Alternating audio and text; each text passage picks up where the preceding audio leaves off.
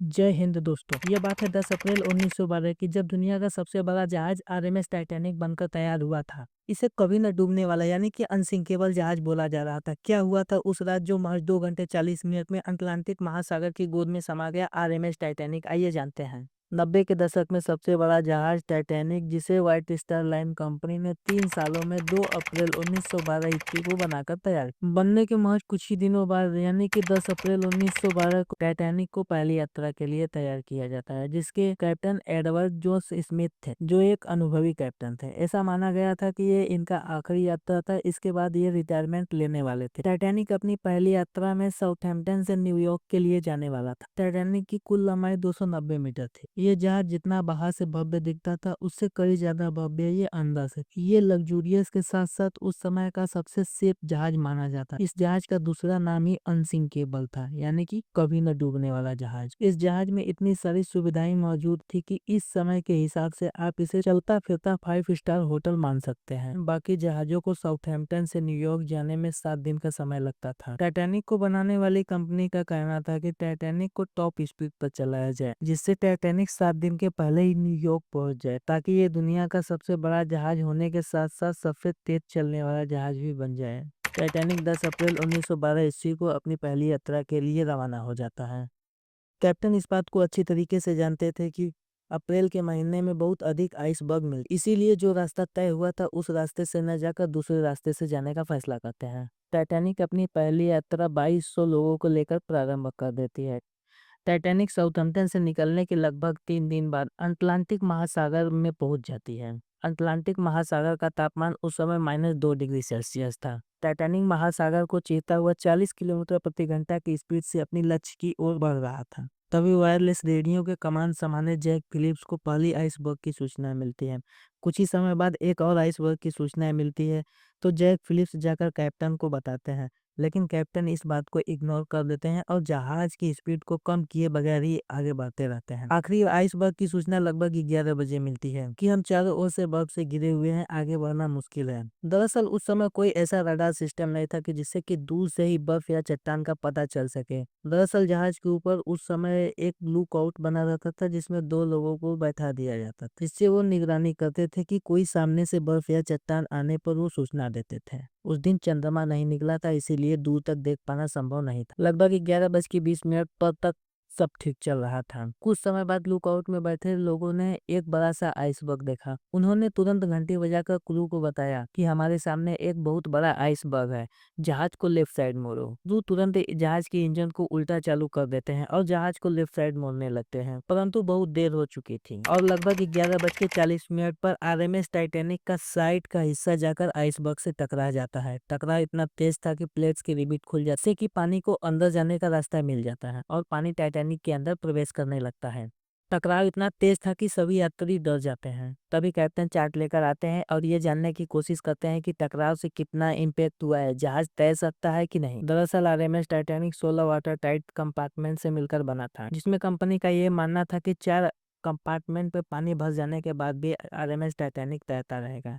परंतु इम्पैक्ट इतना अधिक था कि 6 वाटर टाइट कंपार्टमेंट डैमेज हो गए थे। पूरी तरीके से जांच पड़ताल करने के बाद कैप्टन को ये पता चल जाता है कि जहाज अब तैर नहीं पाएगा, अब ये डूब जाएगा। तभी कैप्टन वायरलेस सिग्नल भेजने का आदेश देते हैं, ताकि कोई जहाज हमें बचाने आ सके। जैक फिलिप्स लगातार सिग्नल भेजते रहते हैं, लेकिन कोई जवाब नहीं मिलता है। लेकिन जैक फिलिप्स हार नहीं मानते हैं और निरंतर प्रयास करते रहते हैं। कुछ समय बाद जैक फिलिप्स की मेहनत रंग लाती और एक जहाज से संपर्क बन पाता है, जिसका नाम था कारपेथिया। वो टाइटैनिक से 107 किलोमीटर दूर थी। अगर कारपेथिया अपने टॉप स्पीड पर भी चलती तो 107 किलोमीटर का दूरी तय करने में लगभग 3 से 4 घंटे लग जाते हैं। अब सवाल यह था कि क्या आरएमएस टाइटैनिक 3 से 4 घंटे सरवाइव कर पाएगा। तो 16 कंपार्टमेंट में से 6 कंपार्टमेंट में पानी भरने लगता है, जबकि 4 कंपार्टमेंट में पानी भरने तक के जहाज तैर सकता था। लगभग 12:30 पर कैप्टन आदेश देते हैं कि लाइफ बोट को उतारा जाए। सबसे पहले बच्चे और औरतों को लाइफ बोट पर बैठाने की प्राथमिकता दी जा रही थी। आरएमएस टाइटैनिक पर कुल 20 लाइफ बोट थे। एक लाइफ बोट की कैपेसिटी 60 लोगों की थी। हड़बड़ी में लाइफ बोट को आधा ही भरकर पानी में उतारा जाने लगा। अभी भी कुछ लोगों को ये यकीन था कि ये जहाज अनसिंकेबल यानी कि कभी न डूबने वाला जहाज है और ये जहाज डूब नहीं सकता है और वो मजे कर रहे थे। कुछ ही समय में उन्हें भी रियलाइज हो जाता है कि अब ये जहाज डूब जाएगा और लाइफ बोट में अपनी अपनी जगह बनाने की कोशिश करने लगते हैं। और इधर जैक फिलिप्स अपनी जान की परवाह किए बिना इकलौती बचाने आ रही कारपेथिया से संपर्क बनाए हुए थे। अभी भी जहाज में 1500 से ज्यादा लोग मौजूद थे। जो तैर सकते थे वो पानी में छलांग लगा दे रहे थे। लेकिन इस समय समुद्र भी बेरहमी दिखा रहा था।